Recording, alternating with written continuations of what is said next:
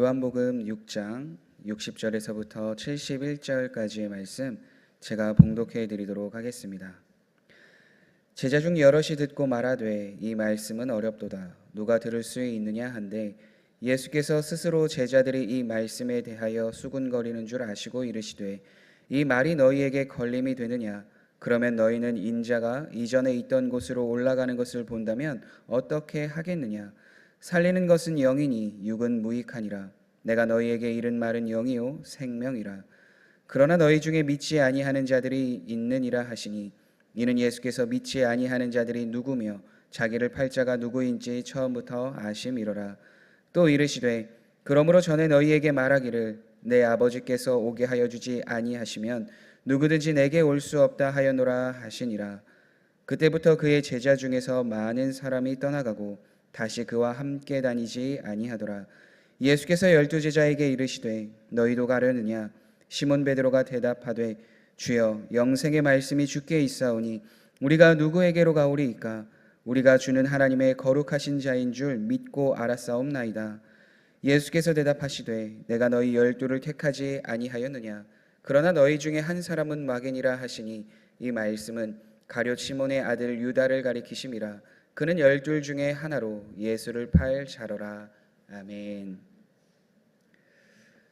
혹시 성도님들은 해외에서 언어가 통하지 않아서 답답했던 경우가 있으시진 않으셨나요? 저는 예전에 선교를 갔었을 때 막 선교지에 가게 되어서 언어로 인해서 식당에서 어려움을 겪었던 적이 있는데요. 함께 이제 소통을 하고 음식을 주문하고 먹어야 하는데 그 소통이 잘 되지 않아서 어려웠던 거죠. 다행히 주문은 잘 돼서 제가 원하던 음식은 먹을 수 있었지만 거기에서 느꼈던 게 있어요. 가까이 있어도 언어가 잘 소통되지 않고 또 그것으로 인해서 불편함이 있다면 이게 진짜 삶에서도 많은 사람들을 만나지만 그 소통이 어려울 수 있겠다라는 것을 그 시간들을 통해서 알게 되었는데요. 오늘 본문도 함께 예수님과 있지만 서로 그 진심과 그 마음의 소통이 이루어지지 않는 그 비슷한 상황이 오늘 등장하는데요. 예수님께서 요한복음 6장에 있는 그 오병이어의 사건과 그것을 통하여서 말씀하여 주신 것을 통해 그곳에 있었던 많은 사람들이 예수님에 대해서 다시 생각하는 것이 바로 오늘 본문 이전의 말씀입니다.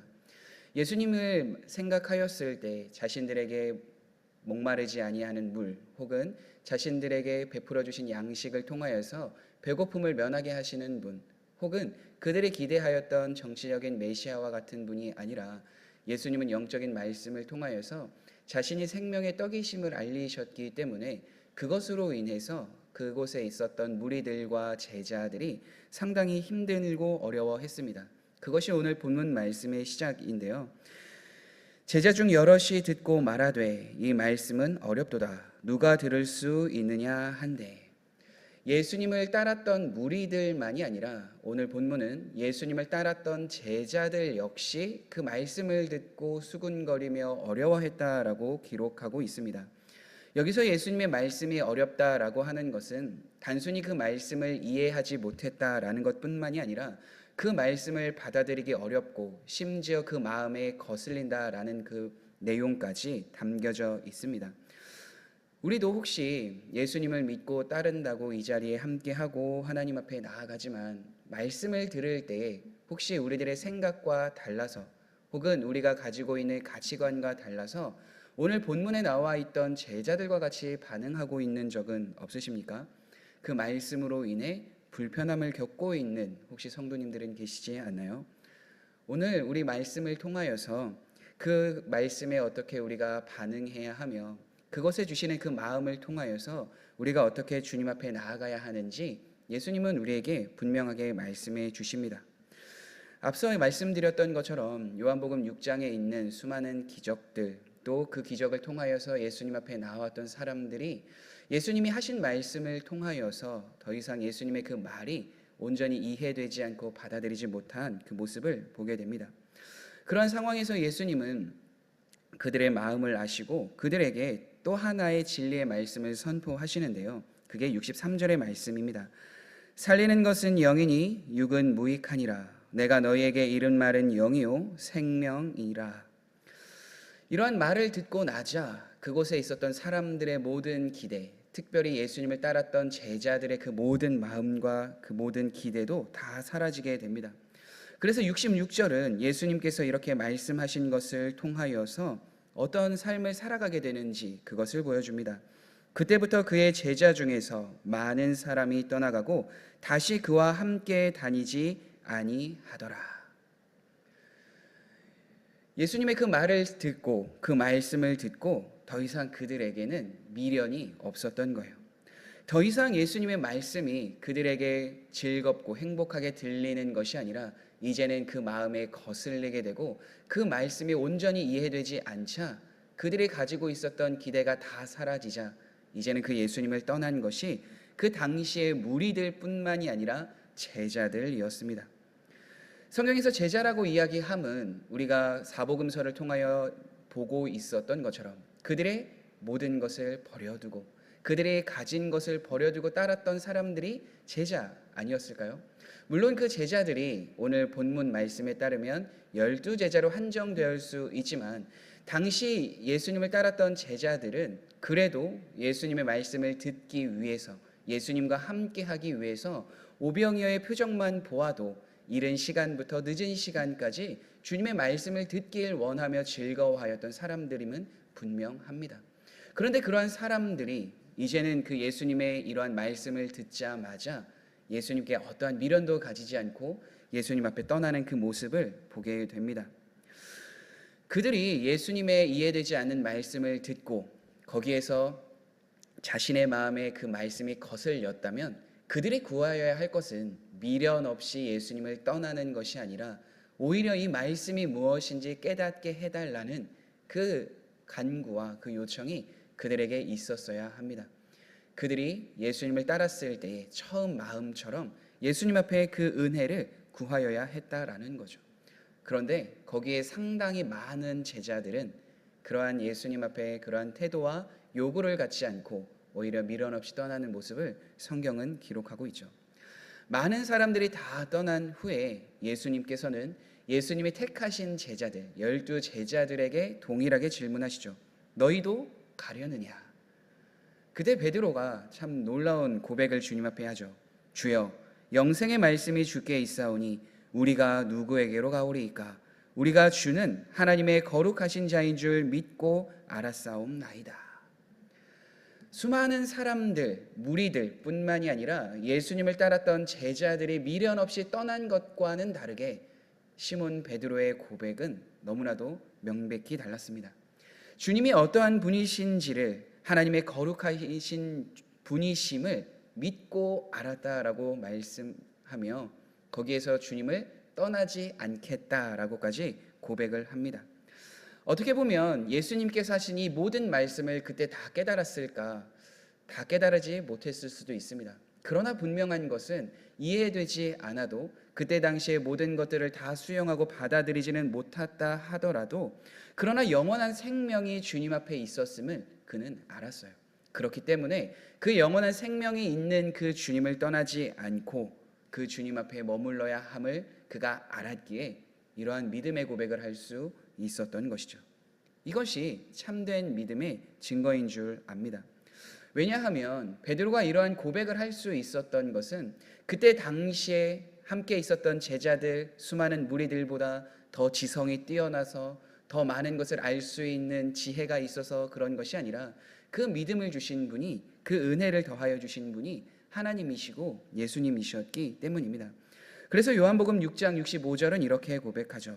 내 아버지께서 오게 하여 주지 아니하시면 누구든지 내게 올 수 없다.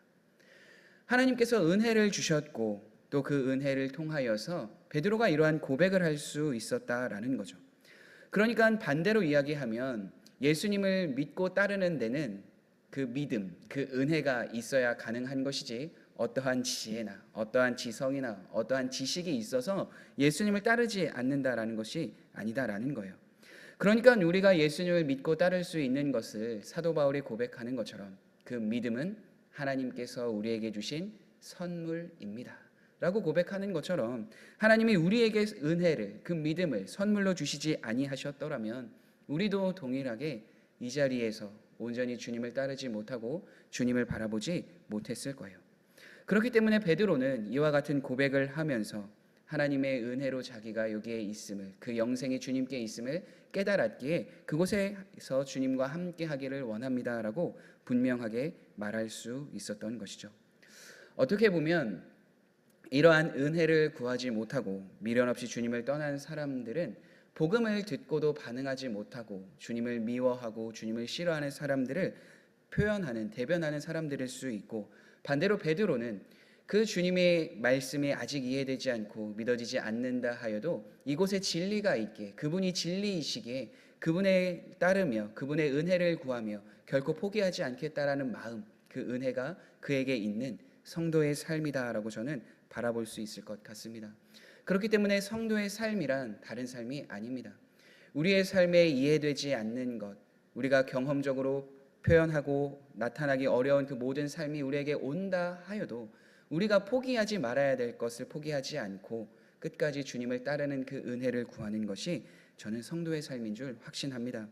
그러한 삶을 살아가는 데 필요한 것이 바로 주님의 은혜, 그 믿음인 것이죠. 물론 그러한 삶을 살아가는 데에 주님께서는 경고하는 그 말씀을 우리에게 또한 더하여 주시는데요. 그것이 64절의 말씀입니다. 그러나 너희 중에 믿지 아니하는 자들이 있느니라 하시니, 이는 예수께서 믿지 아니하는 자들이 누구며 자기를 팔 자가 누구인지 처음부터 아심이로라. 70절의 말씀도 동일합니다. 예수께서 대답하시되 내가 너희 12를 택하지 아니하였느냐, 그러나 너희 중에 한 사람은 악인이라 하시니. 예수님께서 택하신 사람 중에서도 예수님을 팔 자가 누구인지, 예수님을 배반할 자가 누구인지 예수님은 분명히 아셨다라는 거예요. 이 말씀은 이 시대를 살아가고 있는 우리들에게 두려움 혹은 하나님 앞에 어떠한 태도로 나아가야 하는지를 분명하게 알려줍니다. 왜냐하면 오늘 많은 사람들 중에서 하나님에 대해서 오해할 때, 믿음에 대해서 오해할 때 이렇게 생각하는 분들도 있기 때문이에요. 이제 교회만 나가면, 교회에서 예배만 드리면 구원 받았으니까 우리의 인생은 그래도 좀 자유롭게 살 수 있는 것은 아닌가, 교회에 다니는 것으로 인해서 하나님의 은혜가 누려진다라고 생각하는 것, 그것은 잘못된 것이기 때문이에요. 교회만 나온다고 해서 다가 아닙니다. 교회는 함께 하나님을 알아가고 하나님을 섬기고 하나님에 대해 함께 섬기며 알아가는 그 공동체 속에서 하나님의 은혜를 베풀어 주시기 위해서, 하나님의 영광을 드러내시기 위해서 모이게 하시는 공동체이지, 거기에 나온다고 해서 구원받는 것은 아닙니다. 쉽게 생각하면 우리가 영혼을 전도하여 이 자리에 나오게 할 때에 그분들이 하나님의 말씀을 듣고 예수님이 어떠한 분이신지를 알아가며 믿게 될 때에 그 안에 구원이 있는 것이지, 교회만 온다고 해서 그 마음이 주님을 싫어하고 믿지 않는, 오늘 본문에 따르면 미련 없이 떠났던 제자들과 동일한 마음의 상태와 태도라면 그들에게 어찌 구원이 있을 수 있겠습니까? 그러니까 성도들의 참된 믿음의 삶이란 앞에서 베드로가 고백한 그 말씀과 같이 주의 영생의 말씀이 여기 있으니 제가 어디로 가겠습니까? 이곳에서 주님과의 교제하며 주님의 말씀을 들으며 그 말씀에 순종하며 살아가기로 결단하는 그 은혜의 길을 걸어 나아가는 것이 우리 성도의 삶인 줄 확신합니다. 그 삶을 살아가기로 결단하고 그 삶을 추구하며 살아가야만이 우리 안에 참된 은혜와 믿음과 능력이 경험되고 주어지리라 확신합니다. 그러한 삶을 살아가려고 결단할 때 우리는 매 주일 듣는 그 말씀에 대한 태도와 하나님 앞에 나아가는 그 시간들이 다르게 될 것이고요. 또 그것을 통하여서 주님은 그 말씀, 그 예배의 자리를 통하여서 우리에게 믿음을 더해 주시고 믿음을 자라나게 하실 뿐만 아니라 영원한 생명을 소유한 하나님의 자녀로서 마땅히 이 땅을 살아가게 하시리라 확신합니다. 그 삶을 살아가시는 우리 모든 성도님들이 되시길 간절히 소망합니다. 우리 함께 기도하시겠습니다. 그렇습니다. 하나님, 혹시 우리의 삶에 주님을 떠났던 제자들과 같은 연약한 마음이 있지는 않은지 돌아보며 나아갑니다. 때로는 우리가 그 연약한 마음이 있어서 세상의 헛된 것을 쫓을 때도 있고 영원한 생명이신 주님을 바라보지 못하고 살아갈 때가 있음을 이 시간 고백합니다. 그럼에도 불구하고 우리를 포기하지 않으시고 우리를 끝까지 주님의 자녀로 인도하여 주시는 그 은혜를 예배의 자리에서, 하나님 앞에 나아가는 말씀과 기도의 자리에서, 주님을 찬양하며 주님을 섬기는 자리에서 경험하게 하시니 감사합니다. 우리가 베드로의 고백을 잊지 않고 주님 앞에 주님을 향하여 나아가는 복된 길을 걸어 나아가도록 늘 우리를 인도해 주시고 우리를 붙잡아 주옵소서. 끝까지 우리를 붙들어 주시는 그 은혜를 누릴 수 있도록 날마다 주님 앞에 가까이 나아가는 우리 모든 성도님들 되게 하여 주옵소서. 예수님의 이름으로 기도드립니다. 아멘.